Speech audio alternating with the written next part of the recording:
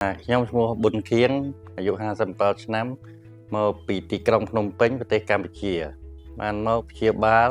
នៅប្រទេសឥណ្ឌាដោយមានជំងឺសាច់ដុះនៅថ្លើមហើយបានមកព្យាបាលវះកាត់នៅឥណ្ឌានៅពេទ្យឈ្មោះអាប៉ូឡូ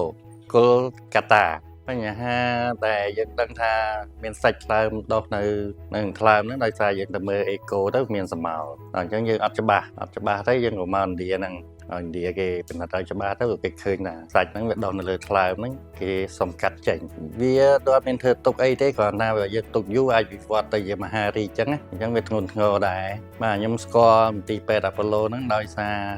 ដុកទ័រអែមសវណ្ណារាគាត់ជាជនជាតិខ្មែរយើងដែរហើយទៅជាបងប្អូនជីដូនមួយខ្ញុំហ្នឹងគាត់នាំមកដោយសារខ្ញុំឲ្យកូនខ្ញុំឆែកមើលនៅស្រុកខ្មែរហ្នឹងមើលមន្ទីរពេទ្យប៉ូឡូហ្នឹងមើលទៅគឺថាដុកទ័រនៅនេះវាល្អហើយការព្យាបាលរបស់គេហ្នឹងក៏ងាយស្រួលមកដល់ដំបូងដល់មន្ទីរពេទ្យប៉ូឡូដំបូងខ្ញុំដូចអារម្មណ៍ខ្ញុំដូចធម្មតាប៉ុន្តែដល់ថ្ងៃយើងចូលវះកាត់ដូចមានអារម្មណ៍មានភ័យតិចណាដល់ពេលគាត់ធ្វើវះកាត់ឲ្យហើយទៅក៏មានអារម្មណ៍ធូរស្រាលវិញដែរហ្នឹងហើយបាទហ្នឹងហើយគ្រូពេទ្យគាត់ក៏បានបញ្យល់យើងពីបញ្ហាជំងឺហ្នឹងវាអាចវិវត្តទៅរបៀបមិនអញ្ចឹងបោះក្បាយរបស់គេដែរហ្នឹងហើយបាទនិយាយពីសេវាពេទ្យគេល្អហ្នឹងហើយពេទ្យតែយើងចុចតែនេះមកគេមក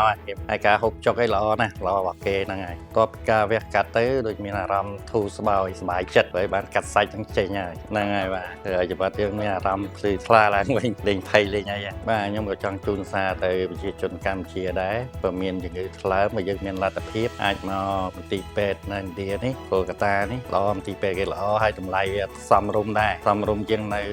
ថៃនៅអីសមរម្យច្រើនណាមិនថ្លៃទេគិតទៅបាទសូមអរគុណ